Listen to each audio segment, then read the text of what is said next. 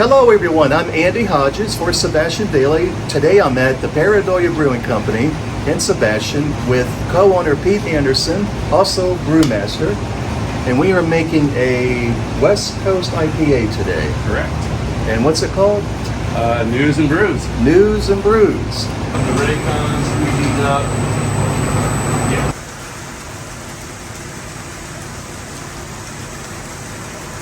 So the lower this temperature is, the drier the beer will be in the end, because we're releasing different forms of starch, or we're breaking the starches down into smaller and smaller bits that the yeast will eat more of.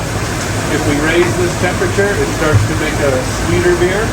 So for example, if we set this and said, oh, let's mash it in at 154, a lot of those sugars are going to be so big, that the molecules of sugar will be so big, the yeast can't really eat them very much. They leave them behind. So that makes a sweeter beer in the end. Lower that temperature, breaks the molecules down that the sugars will, or the yeast will eat more of, dries it out.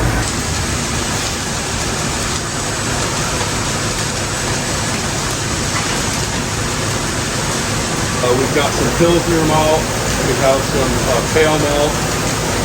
Today we're using mostly grains from Canada. These are actually North American Canadian grains. We're going to do what's called sparging or lautering. And since we're breaking down all those sugars right now, at some point we want to stop that from happening. So we put in hotter water, and that stops that enzymatic action right there. So we have a predictable amount of sugars in the wort. Again, it's all trying to predict what we're going to get in the end because there's so many variables. So time, temperature, things like that, we try to control as much as we can to give us a predictable product at the end. One of the big components of Coca-Cola is phosphoric acid. For us, we can use it to lower our pH. It doesn't take a lot. So yeah, he's taking a pH reading right now. Oh, look at that. We're within range. We're right on. 5.2, no acid. 5.2 is perfect. We don't need to add anything. So good mash.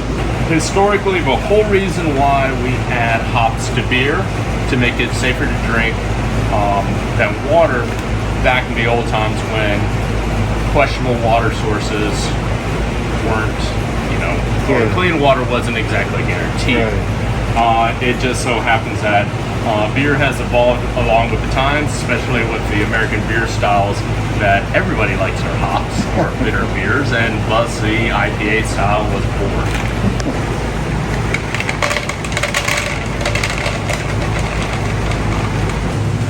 And this one.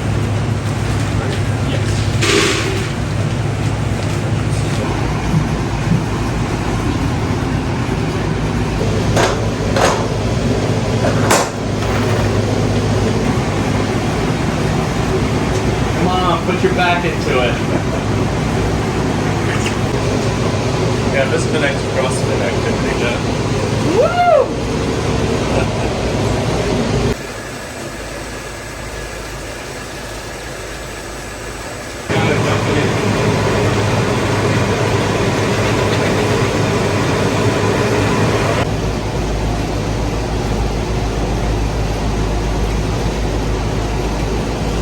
The beer pretty much has finished everything it's going to do. We'll add even more hops at the end. We'll circulate that into it, capturing 100% of the flavors and aromas of those hops. That's where you lift the glass to your nose and it just seems like it just explodes. That's all in what we call secondary or in fermentation.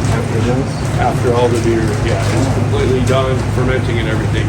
We'll add even more to the fermented product, and that'll give it even more aroma and flavor than before. And then from here it goes to the keg. From here it will go to the keg.